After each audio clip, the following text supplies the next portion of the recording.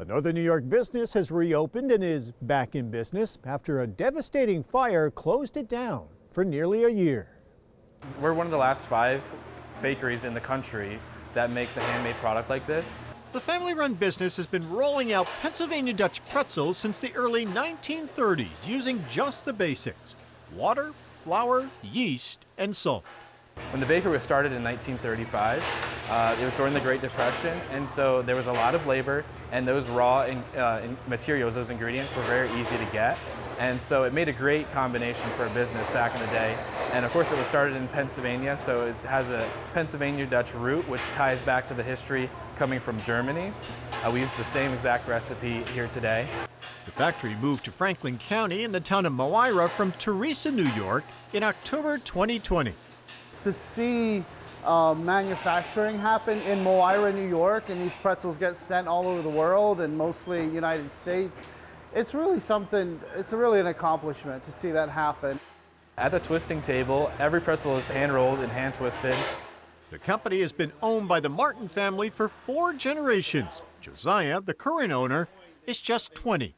I was 17 at the time that I got involved with the bakery. I hadn't quite graduated yet, and I didn't have my license, so it was a little bit of a transition. My parents started me at a very young age, and just learning the principles of helping customers, and really any business is just solving a problem. And so, we solved the problem of giving people the best pretzels in the world. And so, really just learning those basics, those morals of how to operate a business. But after a fire ripped through the factory in December of 2020, just 2 months after opening, Josiah discovered some problems are harder to fix than others.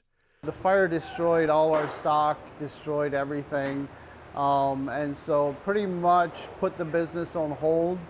Obviously, as a family, we have some country stores that we continue to run, but no, it put the business on hold. We were able to find a few bakeries that were able to make our recipe for us to fill in some of the high demand, but it pretty much put the business on hold until we're up and running again.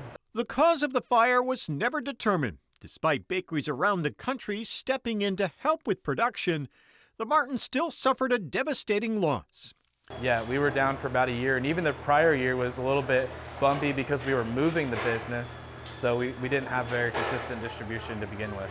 The family has worked to rebuild over the past year and held a grand opening this past fall, and are now back to rolling out their products nationwide.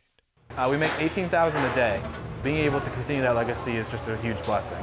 And a huge asset to the community. Martin's is one of the largest employers in town, providing jobs to about 30 workers who are now back on the job.